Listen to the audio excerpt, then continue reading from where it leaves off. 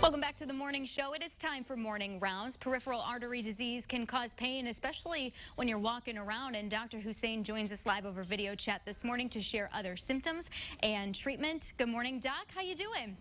Good morning. Thank you for having me here today. Thanks so much for being with us this morning, even though it is virtual. So tell us a little bit about PAD and what exactly that is. Sure. So PAD stands for peripheral arterial disease.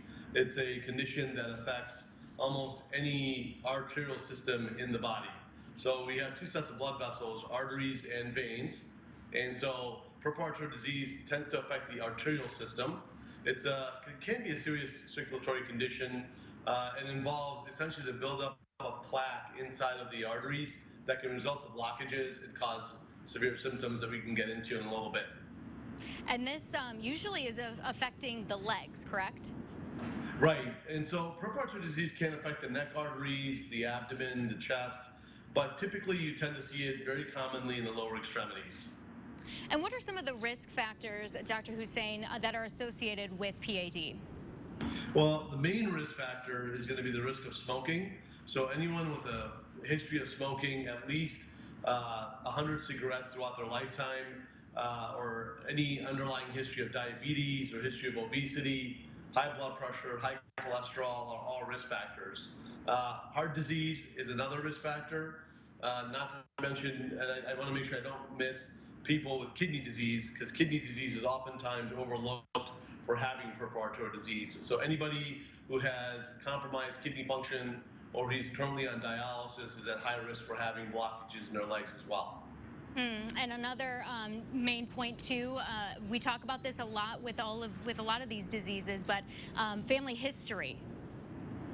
Absolutely, family history plays a role, but it's not as significant when it comes to peripheral arterial disease in patients who have lower extremity symptoms. So if their legs are causing them problems, clearly family history has some role to play, but I wouldn't say it's the overwhelming majority.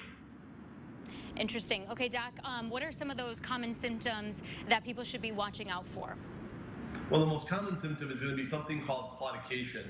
Claudication is defined as someone who is walking down the street and begins to experience some type of cramping, discomfort, pain, or even tightness or fatigue in their calf muscle, their thigh muscle, or their foot. And so oftentimes patients will walk at a relatively fast pace where they're stressing themselves. And in those situations where they stress themselves, they'll begin to notice they can't walk that far. And so claudication is oftentimes the #1 symptom that you'll see in these patients. Other symptoms that can result in peripheral arterial disease are symptoms where you have numbness or pain in your feet at night when you're sleeping. And so oftentimes patients have to hang their foot over the side of the bed to get themselves to feel better, or they'll have to get up and walk around the room to try to relieve some of that discomfort.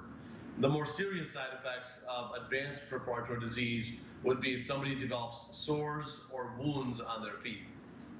And doctor, some of those symptoms like that cramping, I could assume that a lot of people just assume that it's just a normal cramping.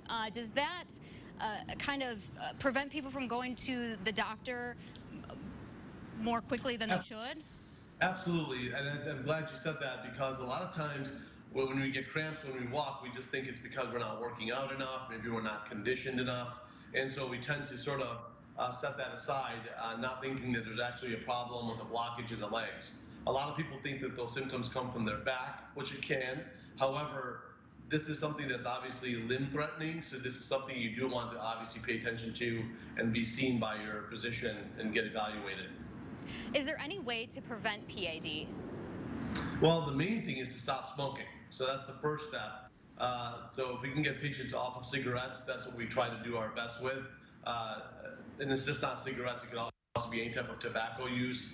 Monitoring the blood sugar for patients who are diabetic is extremely important to keep that hemoglobin A1C around 7 or less. Exercising regularly, walking about 30 minutes every 2 to 3 days is a good way to exercise to keep those leg muscles functioning nicely and to keep those blood vessels open. And obviously being on cholesterol medication, maintaining a healthy blood pressure, a healthy weight, and eating healthy are all factors that play into it as well. And of course, keep that open line of communication between you and your doctor, right? Absolutely, absolutely. That's definitely paramount. You know, and anytime these symptoms start to show up, the key is to not think this is just something that's benign. It's probably important to mention it to your physician so they can get the appropriate testing ordered to work this problem up and figure out what the next step is. Dr. Hussain, some good information this Tuesday morning. Thanks so much for your time. We appreciate it. My pleasure. Thank you for having me. Have a great week. Jack's got your forecast next. We'll be right back.